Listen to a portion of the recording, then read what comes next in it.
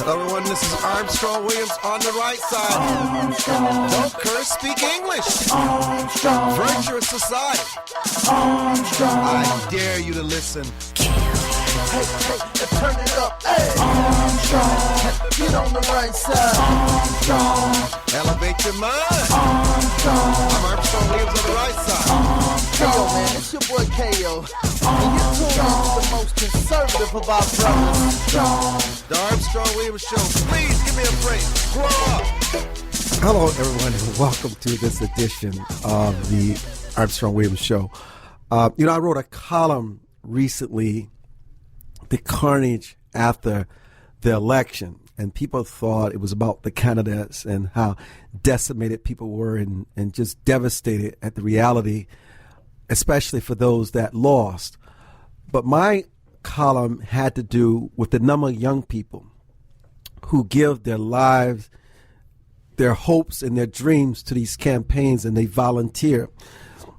I'll never forget on election night when Romney conceded victory, I got a phone call from someone inside the Romney camp. They were inside the headquarters, and they said to me verbatim, Mr. Williams, I was just instructed to cut off and shut down all credit cards for all campaign workers immediately. That meant no matter where those campaign workers were at the time, they no longer had access to that political credit card. And, I actually thought it was a joke until a few days later I read where it actually happened and the reality of what happens, the coldness of a campaign.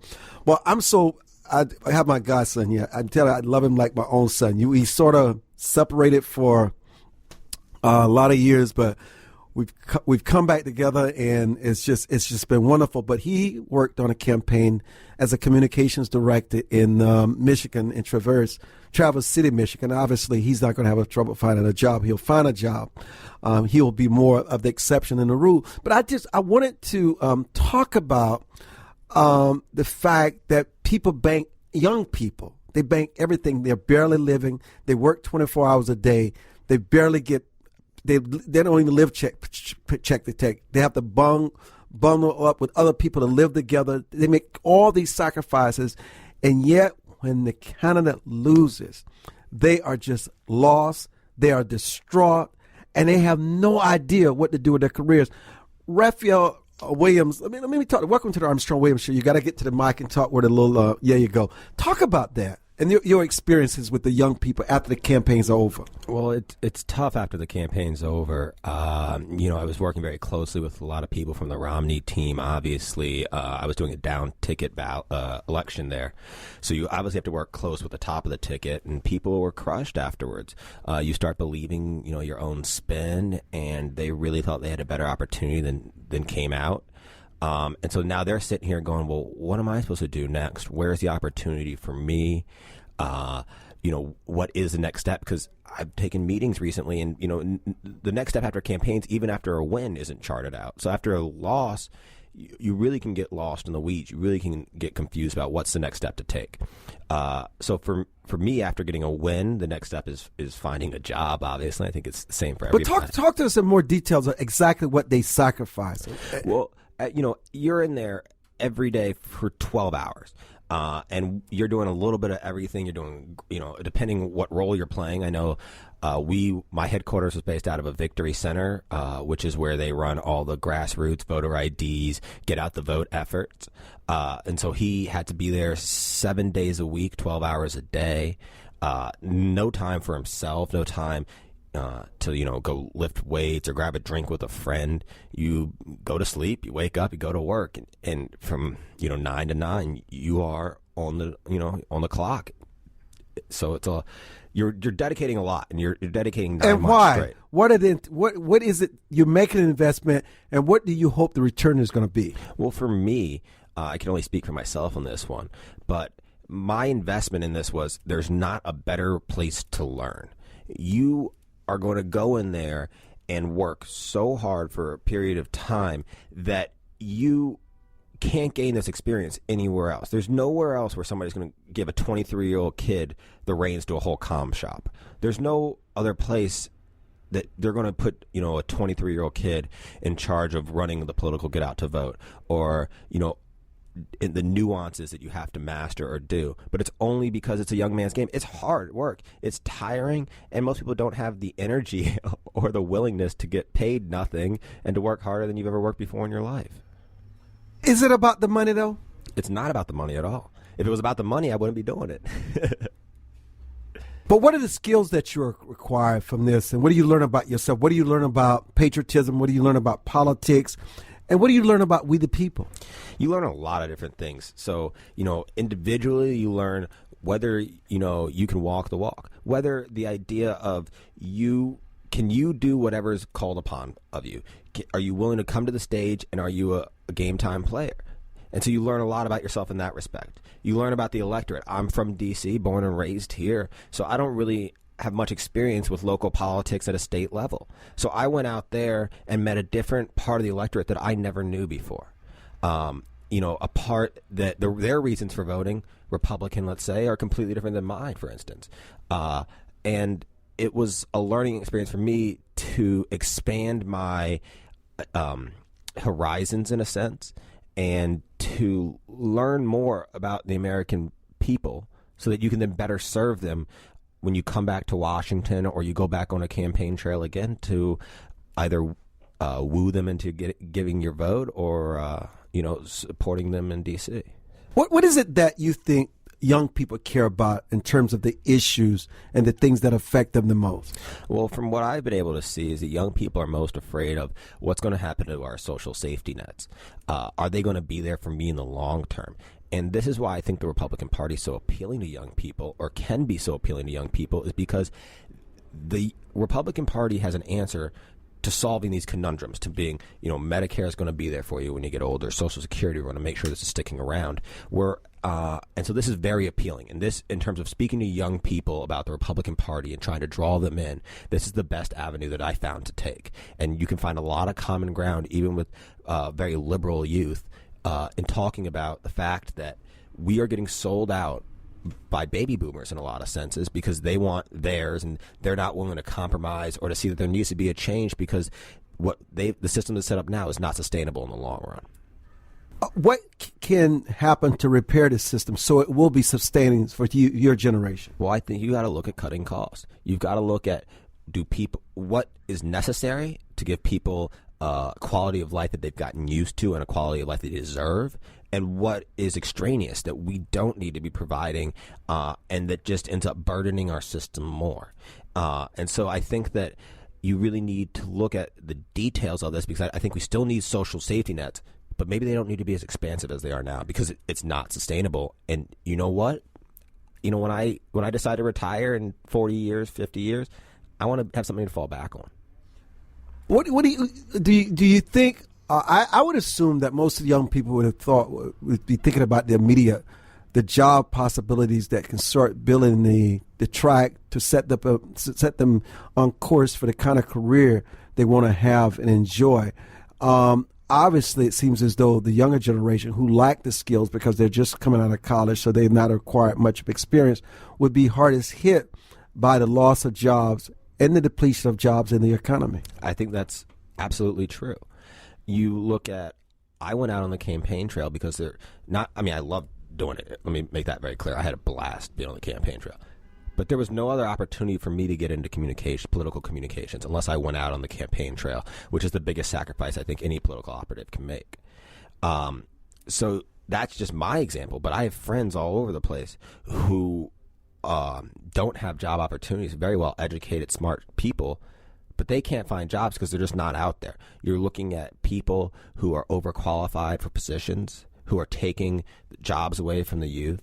You look at there are not many new jobs being created, and the older generation are holding on to their jobs for longer because their savings has been dwindled, or their house is underwater, or whatever reason have you.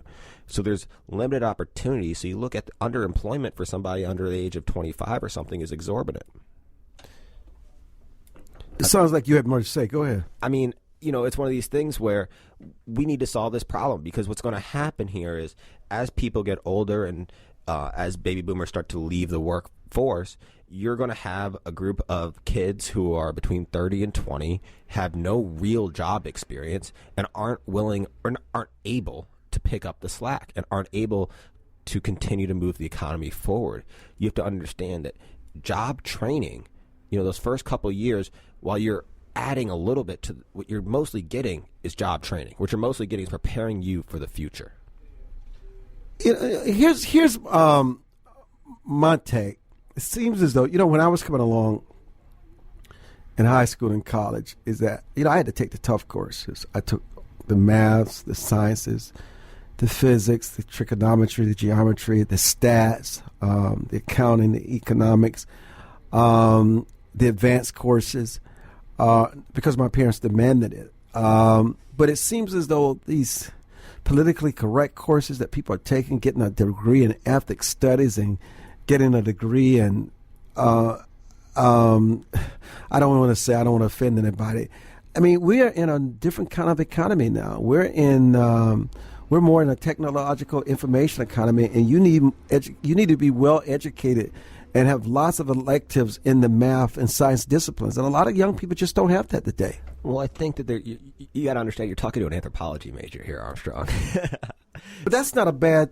That's not a bad. You had to know a lot about science if you're in anthropology. Well, I took my science courses. Yes, you did. But the real bulk of my learning in college was writing. Every week I was writing multiple essays that were anywhere from a page to 10 pages, and then at the end of my whole thing I had to write a 70-page thesis. So I learned how to write. And let me tell you, for what I want to do, which is political communication, I need to be a good writer. I need to be able to convey what I'm saying. And so that was the key to me.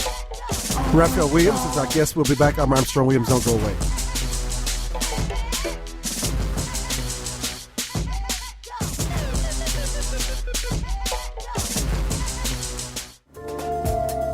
For more information on the Armstrong Williams Show, please visit our new website at www.rightsidewire.com. There you can find his syndicated column archive, view live streams, and get your favorite conservative pundits' views on the current issues affecting the American people. From building wealth to foreign policy, stay connected with Armstrong Williams and his colleagues at the all-new www.rightsidewire.com. High Point University has experienced unprecedented growth during the worst economic disruption in decades. This growth is driven by a university that focuses on holistic education, on experiential learning, and on values-based living. At High Point University, every student receives an extraordinary education in an inspiring environment with caring people. See what makes High Point University extraordinary at highpoint.edu.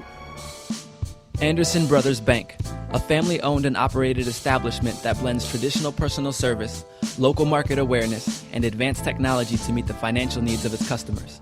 Visit abbank.com or call 843-464-6271 to see how they can assist you with your banking needs.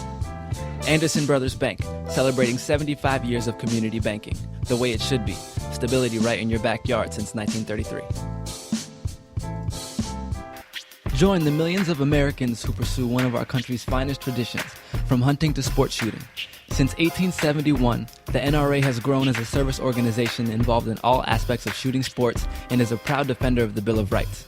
Join today to begin taking advantage of exclusive membership offers and discounts, including up to $25,000 in insurance coverage.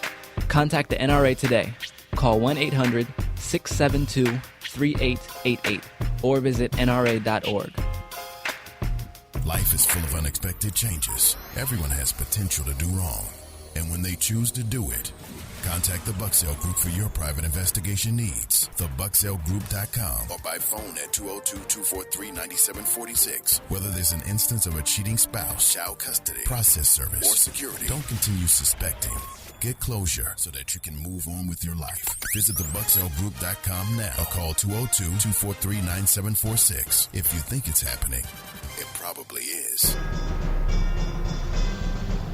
Where heads of state, sports, entertainment, and political celebrities meet. You're listening to Armstrong Williams. You've had some very interesting experiences in your life. I want you to talk about some of the places that you worked and interned and the kind of experiences that have gained from you? Because I'm just profiling a young person and what it takes today beyond the academic setting, beyond the family, and you've got to be in a family that can afford and have the kind of circle of influence that affords you to kind of access to take advantage of these opportunities. And some people, some kids who don't have the family structure because they network well, they sell themselves well, they're able to pivot that into positions that land them in the kind of experiences that you've had. But I think your experiences are very unique. Raphel Williams is our guest. And tell our audience what your occupation was for the last several months during the election. I just spent 9 months being a communications director for a political campaign for Dan Benishek in Michigan's 1st District. It was a top targeted seat in the country that had about $10 million spent on it, and the Republican Party was outspent by $1 million, yet we still were able to win, so that was good. Okay, talk about your experiences outside of the country, where you live, where you work, and how that has shaped you, and how important it has been for your growth. Well, my first real experience was back in 2009, I spent 3 months in China working as a journalist over there for China Daily, which is the largest English newspaper. Talk about how it came about. I want people to understand how these things develop. So my father is Juan Williams, and he was invited to go over to China to view the Olympics with a NGO called the Committee of 100. And so while we were over there, I accompanied him. While we were over there, we were having lunch with the editor-in-chief of China Daily, who got talking to me, heard about my background, and offered me an internship, which was something that I jumped at, my parents jumped at, and almost forced me to do. But they didn't have to force me. I was going to do it anyway. And so I spent a summer doing that. Talk about preparing to go to China. After all this happened, how did you stay in touch? I just don't want you to get to the kitchen. I want you to work your way to the kitchen. So talk about the experience, what you had to follow up, how you prepared yourself, how it was on your mind, how you were looking forward to it, what your perceptions of what you would be doing, how you studied about China Daily. It's an English-speaking paper, how that culture differed from us. And somebody's going to say it's an English-speaking paper. That means you could write in English. Did you learn Chinese? Get into that. So I was writing in English. I'm not fluent in Chinese at all. But to build the relationships that I needed, what I did was I continually stayed in touch with the editor-in-chief through emails, back and forth. What department are you going to put me in? Oh, we're going to put you in features, Rafi. Okay, so then I start reading China Daily every day, and I start understanding what engages them, what engages their reader. And so you have to understand that China Daily's reader happen to be expats primarily, and Chinese mastering English. So what's interesting... Explain expats to our audience. So expats are Americans or any foreigner living abroad. So if I was to live in China, I'd be called an expat. I'm an American living in China. And so what most expats are over there doing is taking advantage of an opportunity only found in China, whether it's a business opportunity or what have you. And so what they're interested in are, what are little cultural uniquenesses about China, or what's a good thing for a tourist to do here, or when I bring my family over, what matters, or what's affecting in terms of the news, what is affecting foreign relations right now, what in the business world might hinder me or help me, or what should I know about when I go in to talk to the factory owner about the wages. Are wages going up? Are there been recent protests? What would affect this? And so I saw this and saw an opportunity to be a voice for the youth in this paper, to give detailed examples of what a 20-year-old expat is doing in China, and what entertains people there, what cultural avenues are available, and where there were misinterpretations in terms of talking, and where cultural colloquialisms were lost or gained. And so you kept this communications going. So you planned this trip. The time is coming. You're on your way to China. What was the flight like getting there? What was the culture like on the airplane? Just talk about that. Well, it's a 12 to 13 hour flight, so it's long. But I couldn't sleep. I was so nervous. I'm going over there. And why were you nervous? How old were you at the time you were leaving home? I'm 19. I'm leaving home. going to a country that I don't know much about or have any So connections. the reality started to set in. Oh, yeah. Yeah, go ahead. I got really excited, okay? And I forgot. I just ignored the fact of, Raphel, you're going to a country you don't speak the language, you don't know anybody, and you barely have a job. You've never written for a newspaper before in your life. What are you walking into? So I had the normal nerves when you start a new job. I had the normal nerves when you move to a city. And then I had the normal nerves of going to some place that you have no idea about the culture. I did some research. I took some courses on China. I tried to help myself as much as possible. But when you get there, the shock and fear hit. But luckily for me, adrenaline kicked in for the first, I'd say, 2 weeks. And I was just going off of pure adrenaline, going to work as soon as possible, meeting as many people as possible. I was lucky that I had Chinese friends from college and high school who I could call on and who could help extend their network for me so that I could meet other young people in China. And it was really a blessing is that I was able to establish a group of friends early that could help guide me because I don't speak Chinese.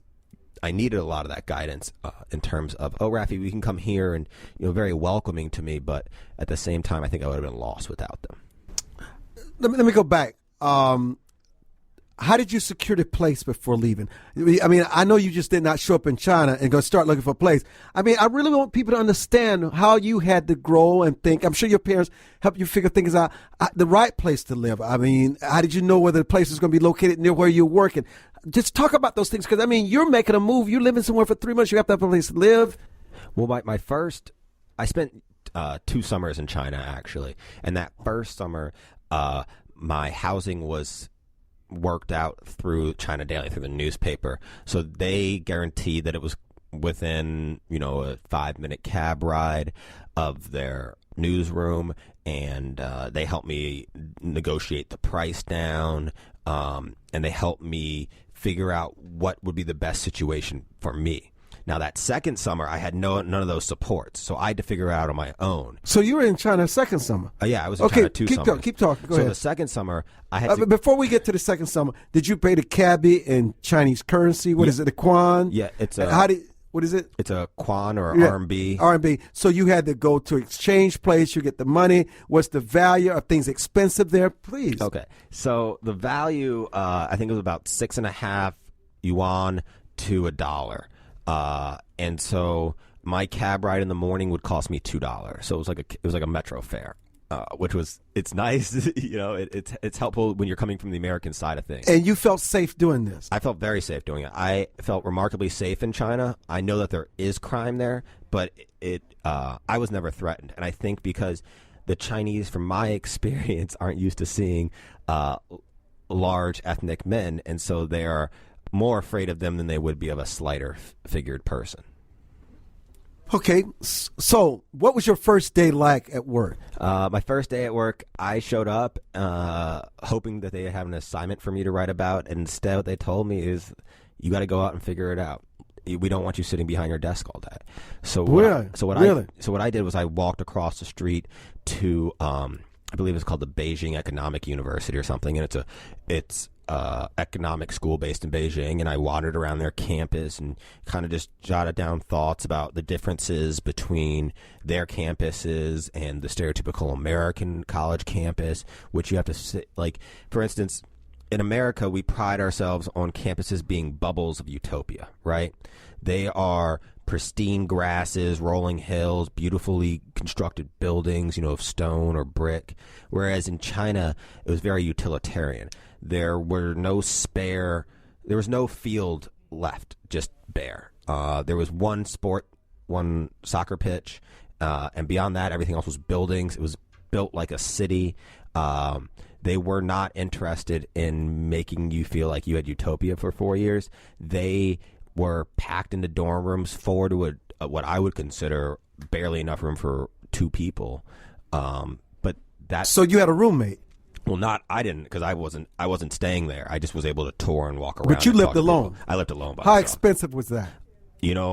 My parents took care of that. I don't know, to be honest with you. So you didn't know? I have no idea. So they found you the place? Well, they helped work with me to find me the place, yeah. Okay, keep going. Talk about the job and the people getting adjusted to the culture. What was the biggest challenge, several challenges for you, that you realized instantly that you had to overcome? Well, the language barrier for one, because while the first language that people learn in China besides for Chinese is English, they're not very good at it. And so I remember I was looking for a restaurant once that somebody had suggested for me, and everybody who I met on the street claimed to have knowledge of where this restaurant was, but every block they'd point me in a different direction. And it was really confusing and frustrating for me because I'm in this neighborhood that I've never been before. I am wandering around these streets lost, and the people are trying to be helpful, and you can see it in their eyes. They're not trying to be mean and malicious and point me in the wrong direction. They're trying to point me in the right direction, but they just don't understand. But they know enough English to be dangerous and to mislead you. Not intentionally, though. Not intentionally. No. There's no malicious act here. But it was a stressful moment for me when I think it finally sunk in. You're not in Kansas anymore. So that, to me, was my first bit of culture shock. And then from that point, I remember looking for a gym, right? But they don't do gyms like we do here, particularly. They have kind of like, they do Tai Chi in the morning, or they go outside of the local park. They don't really like gyms. So I was trying to tell them, I want a gym. Can I find a gym? So I worked with the hotel where I first stayed, and they spoke a little English, but they thought I was talking about a massage parlor. So I ended up not finding a gym that first summer until the very end, when I worked with a friend of mine who spoke English and Chinese and had enough cultural relativism to understand the differences. Raphel Williams is our guest. We'll be back. I'm Armstrong Williams. Isn't this fascinating if you just get them to talk in real substance? We want a real conversation. That's what my job is. We'll be back.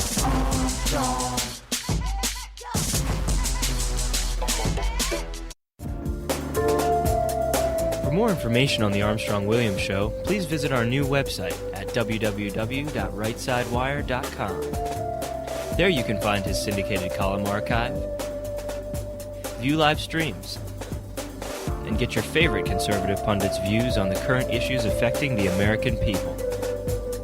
From building wealth to foreign policy, stay connected with Armstrong Williams and his colleagues at the all-new www.rightsidewire.com.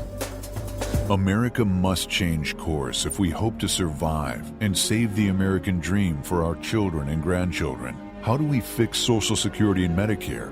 How do we cut government spending? How do we reform health care?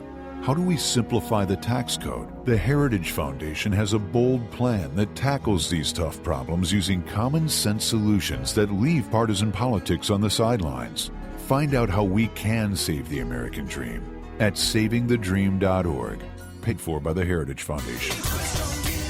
Hi, this is Armstrong Williams with an opportunity to own a piece of paradise in Nassau, Bahamas. Spectacular land prices, 8,000 square feet, 20,000 square feet lot, affordable prices, hilltop properties with views of the magnificent sea.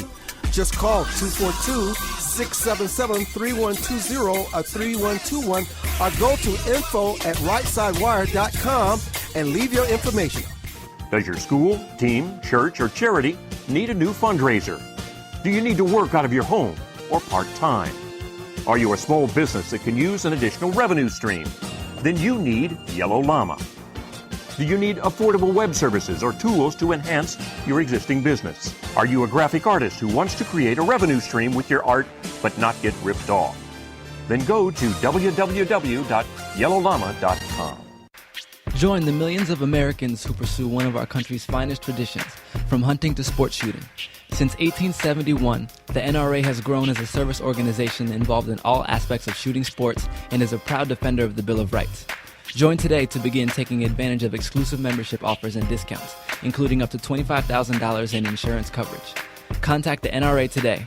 Call 1-800-672-3888 or visit nra.org. Where heads of state, sports, entertainment, and political celebrities meet. You're listening to Armstrong Williams. Are you allowed, like when you walk into a city like Washington or New York, immediately if you meet some girl you're attracted to or have some chemistry with, you just start talking to and you can strike up a friendship? Could that work in China? It depends who you're dealing with here. If you're dealing with the Chinese who barely know English, that's not possible. if you are dealing with somebody who has only lived in expat circles, then yeah, it's very possible.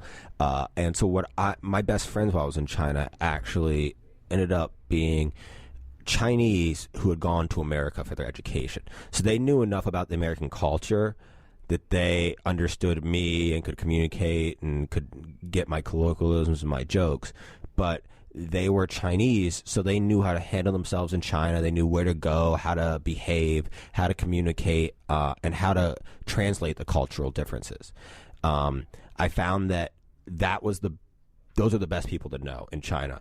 The expats who had grown up there, children who had been in China since, say, they were 4 or 5 and had done most of their education there, they were a little different. They basically had been allowed to run around Beijing, where I was located, since they were little, and so they were a little more reckless. They had less respect for cultural differences, and well, it's hard to put a proper word on it. Not for you. Not for me, yeah. No, not for you. Well, they didn't help in my education about learning about China. But let me move on. Talk about the class, the haves, the have-nots, the poverty, the pollution, and also preparing yourself for shots and health concerns to make sure that you do not become ill, and also adjusting to the food, which may bring about illness. Well, when I went over there first, what was it? The bird flu was going on around then. So the Chinese were very cautious. So if you were on a plane with somebody who was sick, who had a fever at all, or a cough or a sneeze, they would isolate that entire plane, and you would be restricted from going out for a week until they figured out what was going on, because contagious illnesses over there spread like wildfire. You got to think the way that the Chinese eat meals is they all have chopsticks and they dig into a communal pot, and they eat straight from the bowl in the middle. But everybody's eating out of the same bowl, so your germs are all there and being shared, and it really is not great health standards.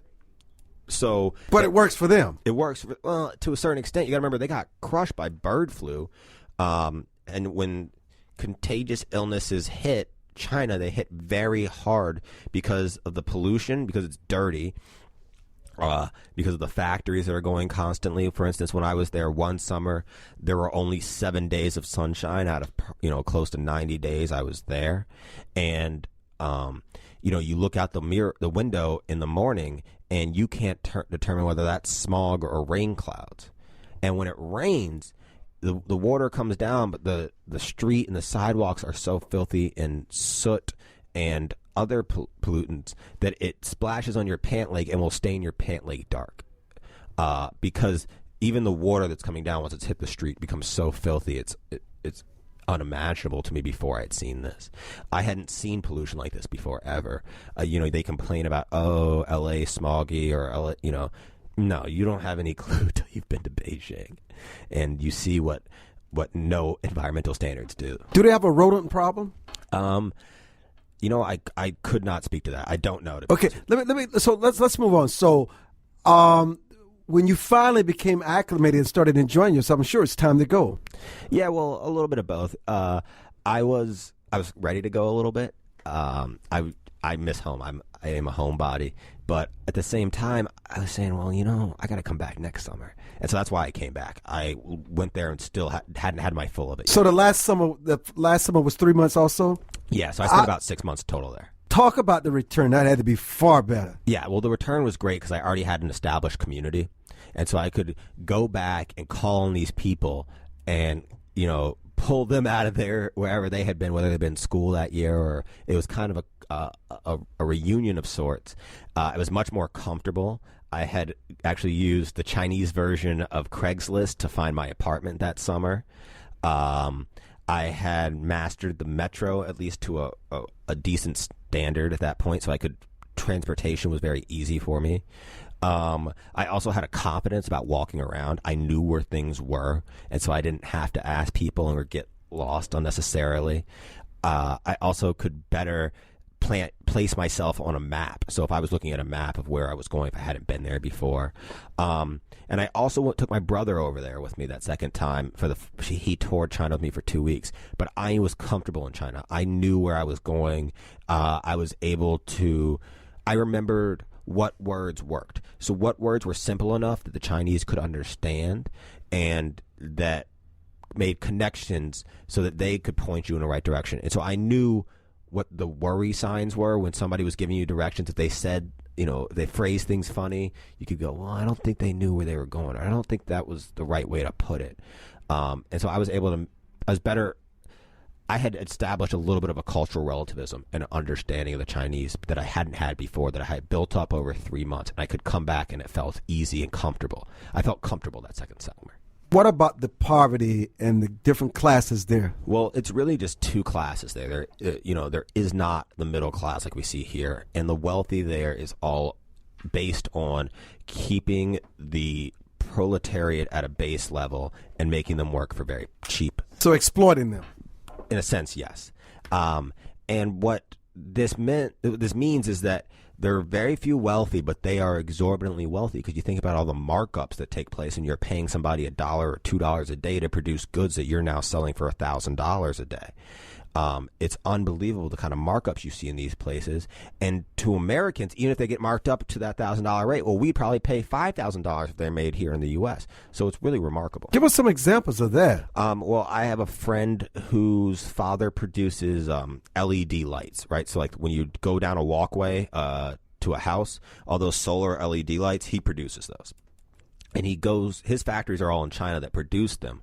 And he was remarking to me one day about how the Chinese were trying to rip him off. They were raising the prices on him.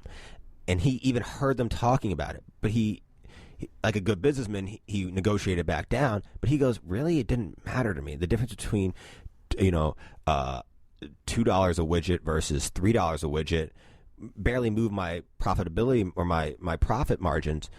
But they were still willing to do it. And he's like, I know that they're not paying those people any more money, that they're just putting all that in their pockets. So it was, that's the way business is done over there. And it's just, and so their whole economy is based off of the rich exploiting the poor to a certain extent, to take advantage of that. What about the young people? Because I know they have a strong elderly class in China. Well, you run into two problems here with the young people. So there's the one-child policy, which means that when parents age, there are no social safety nets in China. So their social safety net is that child. So that child now has to feed not only their own family, but also their parents. And maybe they have a kid they have to support as well. So it really puts a lot of financial burden on your children. But then the other issue is that in America, we get internships when we're younger to learn about a field and to do the training. And when you think about this is a big sacrifice for the companies, because the companies really don't make money off of interns.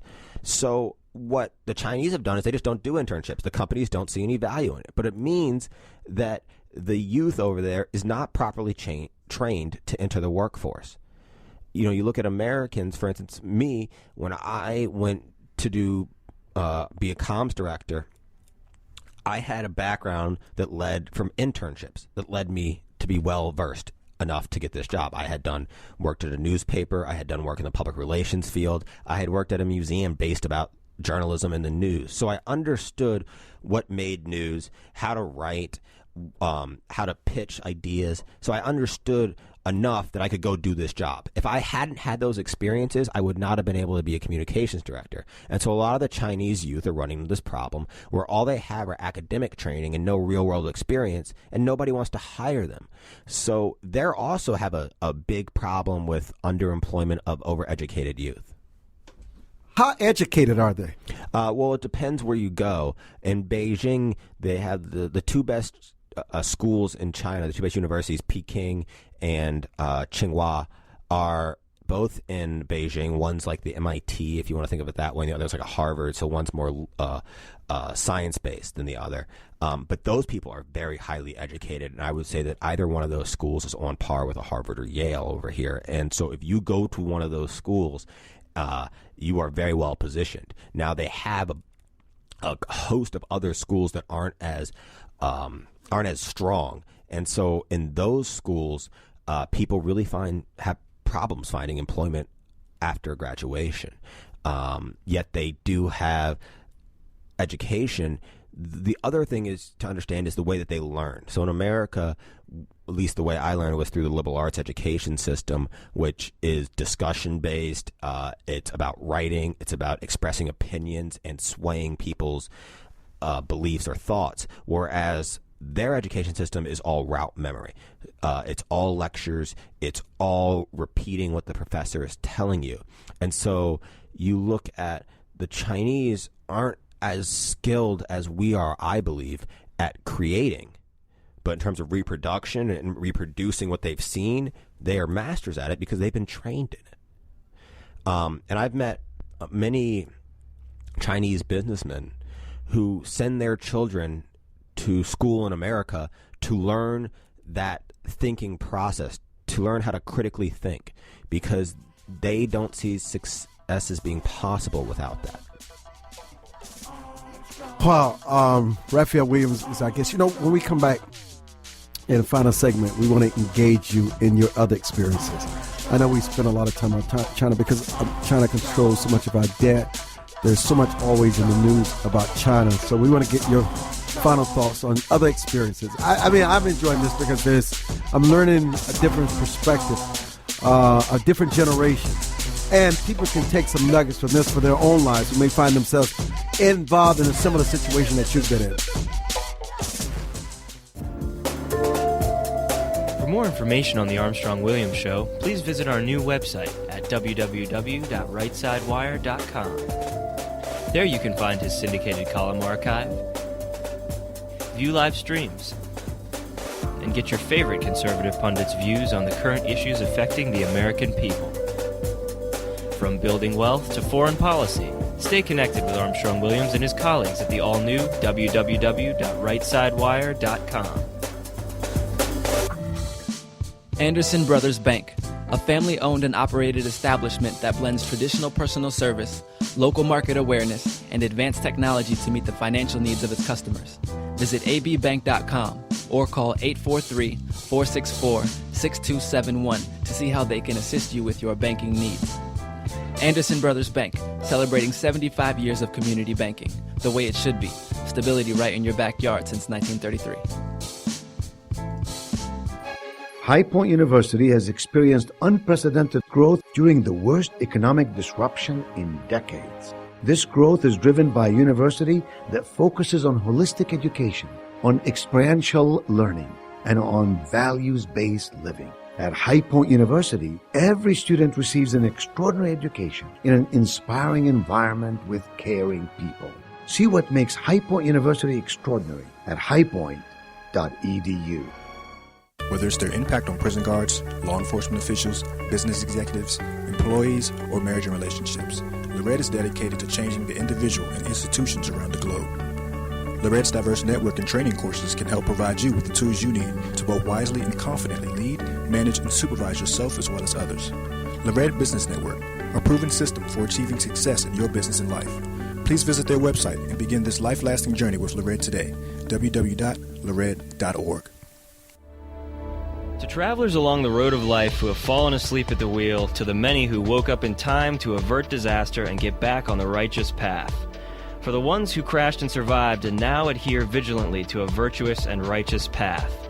Finally, Armstrong Williams' much-anticipated new book, Reawakening Virtues, gives his insights into these daily challenges and much more. Reawakening Virtues is available in bookstores and at Amazon.com.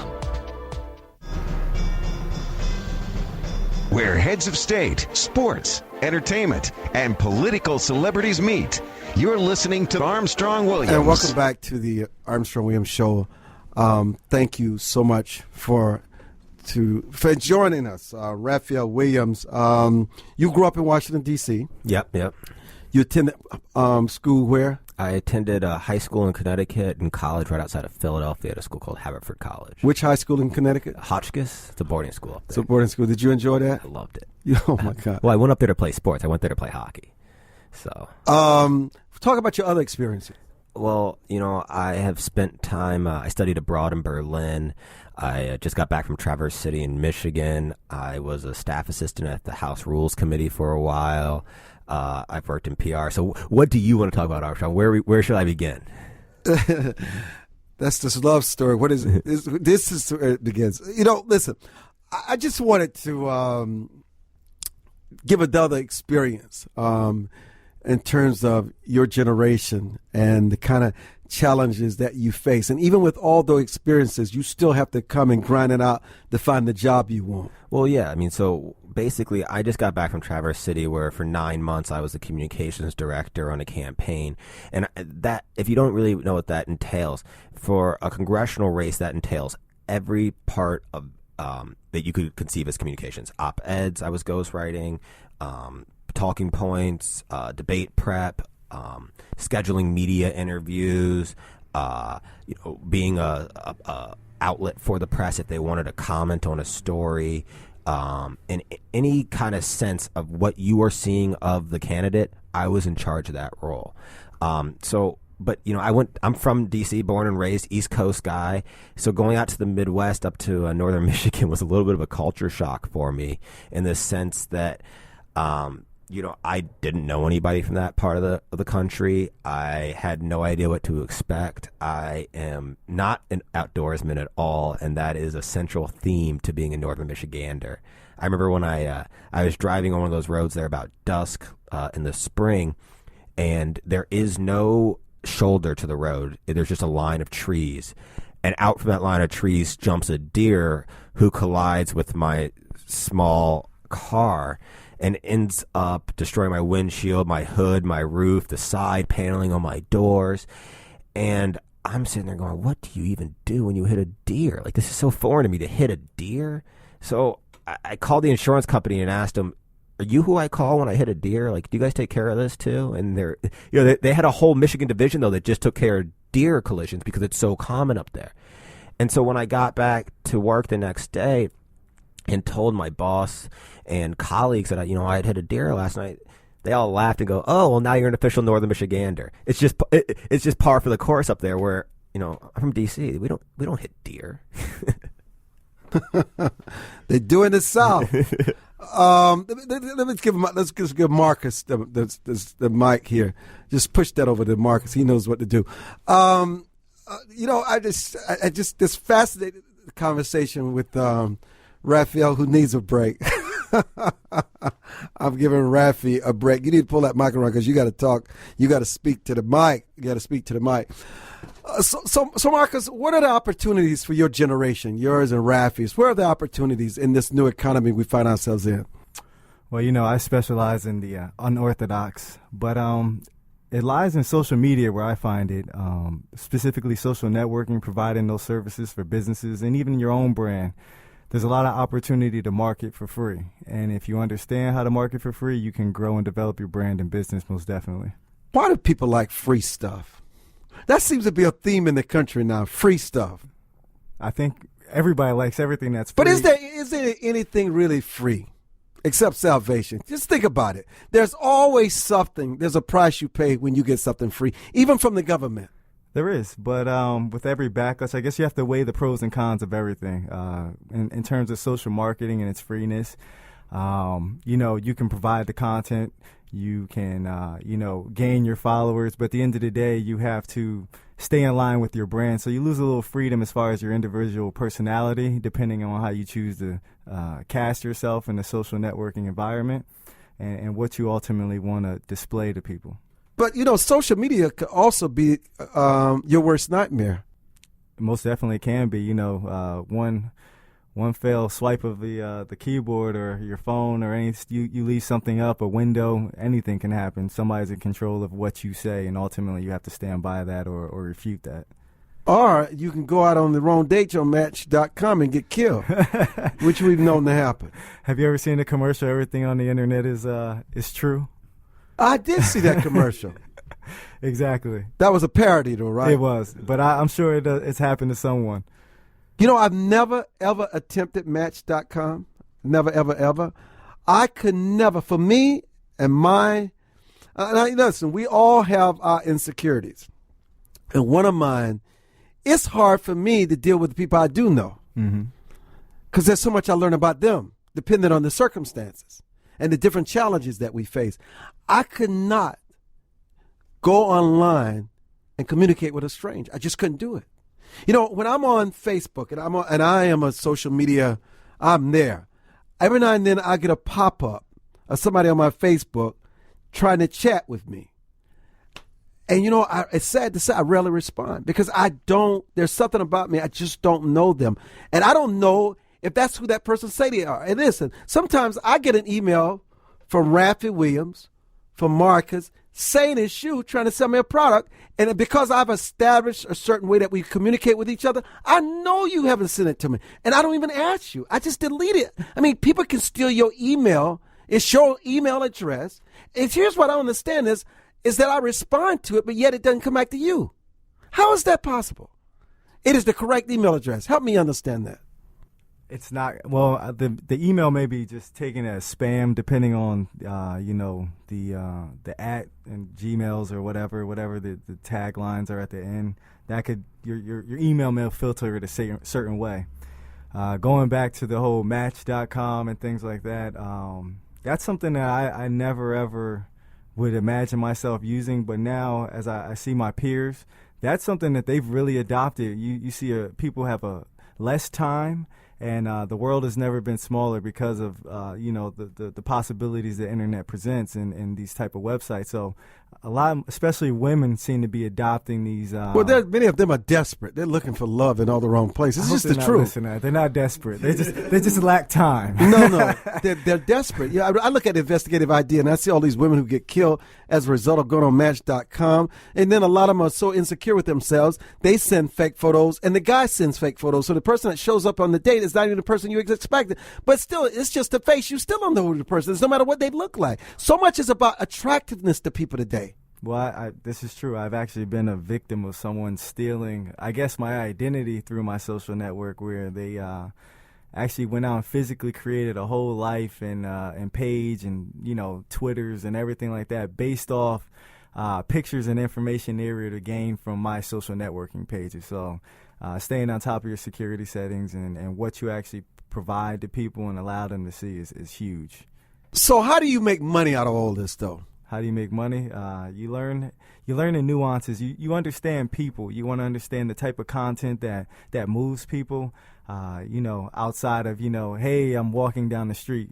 A lot of times when you read a Twitter timeline, people are just commenting on what they're normally doing, but providing something that's extra, leaving things in a question format so that way people can answer back to you. It creates conversation, providing video content, pictures, and, and for entrepreneurs, not seeming too big and allowing people to be a part of your normal life. Maybe posting a picture with you and your family on Thanksgiving and saying thank you to your customers for providing that opportunity to them. But so much of your life is being monitored.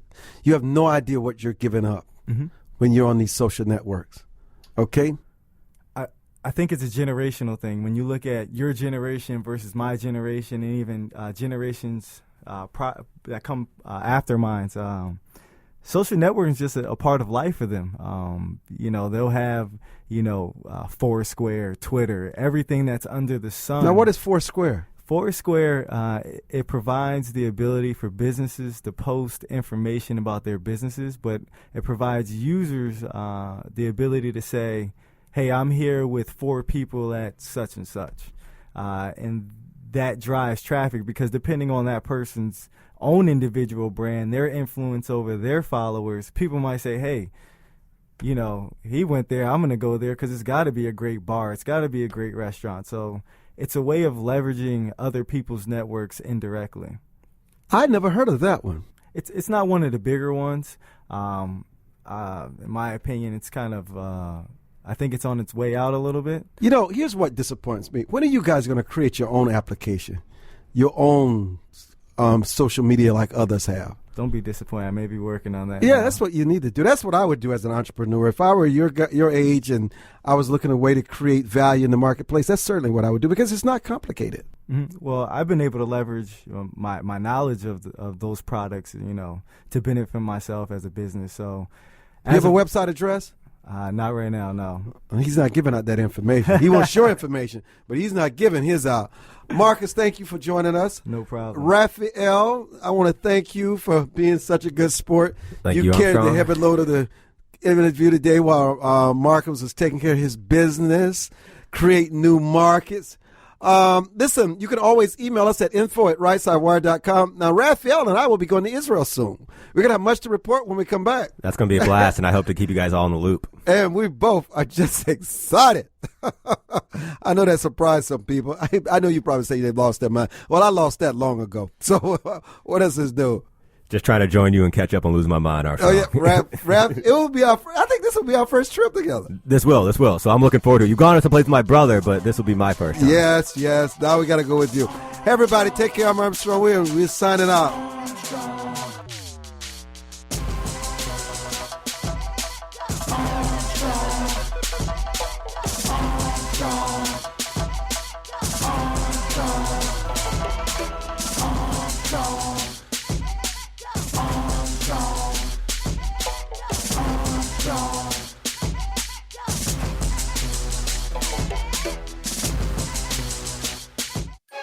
High Point University has experienced unprecedented growth during the worst economic disruption in decades. This growth is driven by a university that focuses on holistic education, on experiential learning, and on values-based living. At High Point University, every student receives an extraordinary education in an inspiring environment with caring people.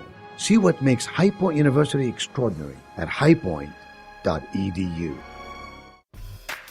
Join the millions of Americans who pursue one of our country's finest traditions, from hunting to sport shooting. Since 1871, the NRA has grown as a service organization involved in all aspects of shooting sports and is a proud defender of the Bill of Rights. Join today to begin taking advantage of exclusive membership offers and discounts, including up to $25,000 in insurance coverage. Contact the NRA today. Call 1-800-672-3888 or visit nra.org.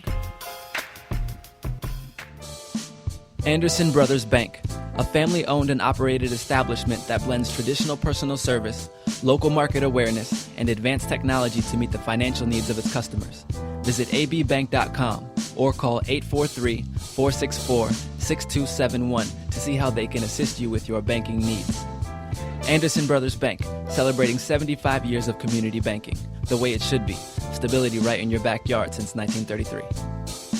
Life is full of unexpected changes. Everyone has potential to do wrong. And when they choose to do it, contact the Bucksell Group for your private investigation needs. TheBucksellGroup.com or by phone at 202-243-9746. Whether there's an instance of a cheating spouse, child custody, process service, or security, don't continue suspecting. Get closure so that you can move on with your life. Visit TheBucksellGroup.com now or call 202-243-9746. If you think it's happening, it probably is. America must change course if we hope to survive and save the American dream for our children and grandchildren. How do we fix Social Security and Medicare? How do we cut government spending? How do we reform health care? How do we simplify the tax code? The Heritage Foundation has a bold plan that tackles these tough problems using common sense solutions that leave partisan politics on the sidelines. Find out how we can save the American dream at savingthedream.org, paid for by the Heritage Foundation. Does your school, team, church, or charity need a new fundraiser? Do you need to work out of your home or part-time? Are you a small business that can use an additional revenue stream? Then you need Yellow Llama. Do you need affordable web services or tools to enhance your existing business? Are you a graphic artist who wants to create a revenue stream with your art but not get ripped off? Then go to www.yellowllama.com.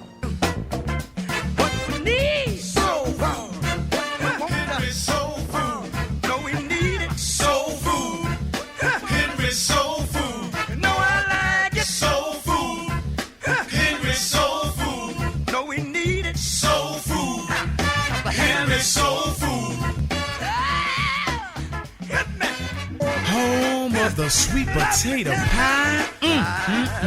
Even the keenest taste buds will tell you the best food on the planet. Large enough to serve you and small enough to know you. So get to Henry's at 5431 Indian Head Highway, Oxon Hill, Maryland, or give us a call at 301-749-6856.